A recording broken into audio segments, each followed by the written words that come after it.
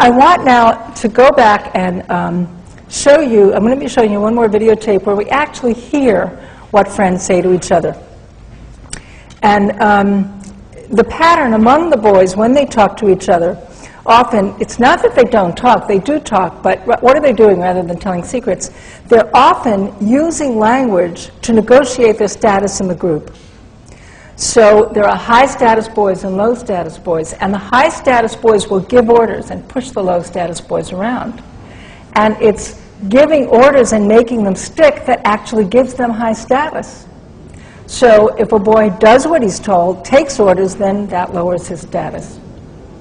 And there's a lot of talk about who's best at what, trying to take center stage by telling stories, telling jokes, make yourself the center of attention, exactly the opposite of what the girls are trying to do. They're trying not to be the center of attention. So it's very, very different that way.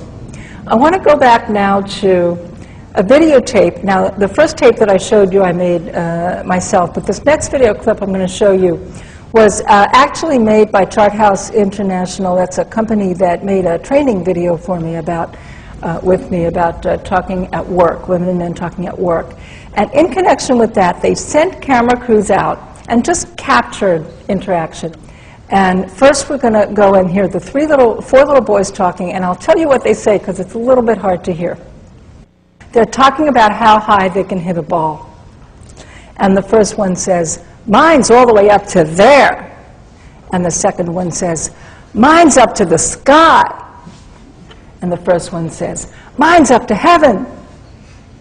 And you think that's the end of it, but if you keep listening, there's a little boy in the back, and he says, "Mine's all the way up to God."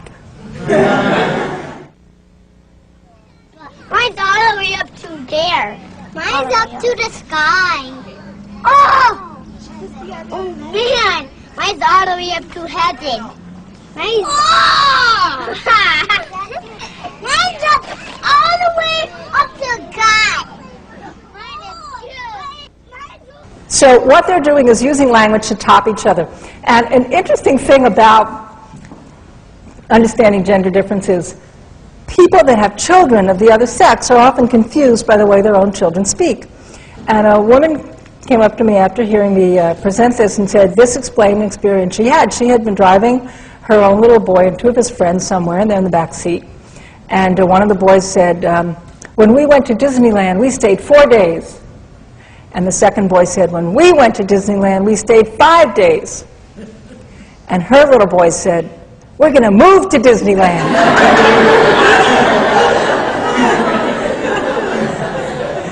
And she didn't know how to deal with it. You know, she thought, should I expose my own little boy as a liar? No, no, Johnny, don't say that. You know we're not going to move to Disneyland. I said, don't worry about it. The boys know this is a game, and that's the thing about it. It's an important point to make. People say, and I'm often quoted as saying, boys are competitive, girls are cooperative. And you get this image that the boys are all out there, you know, mean, trying to get each other, and the girls are also goody-goody cooperating. But both boys and girls are competitive and cooperative. It's just which we put on record and in what way. What we're talking about, everything I'm saying tonight, is about conversational rituals. So for the boys, this is a conversational ritual. You try to top each other, and it's fun. Yeah, man, wow. You know, they're just having fun.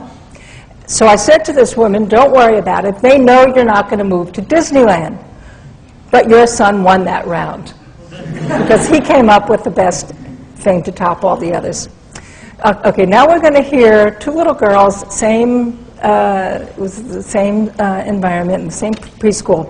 And they're playing two at a time, which girls often do, play two at a time.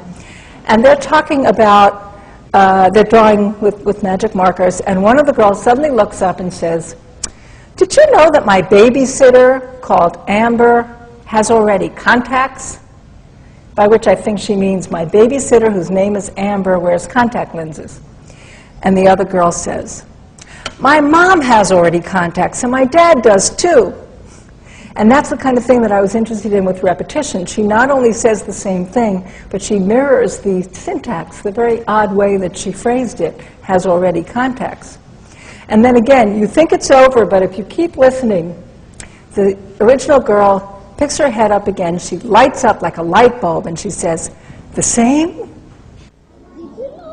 Did you know my babysitter called Amber had already contacts?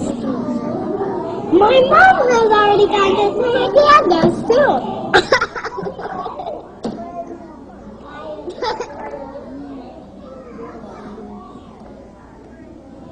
The same?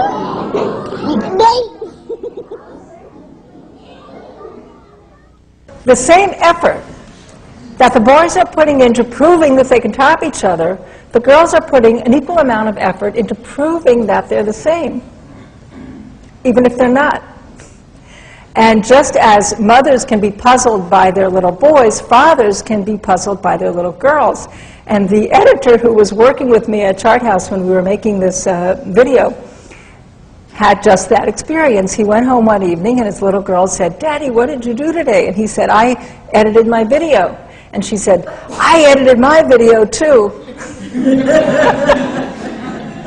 She's showing her love for her father by saying, "We're the same."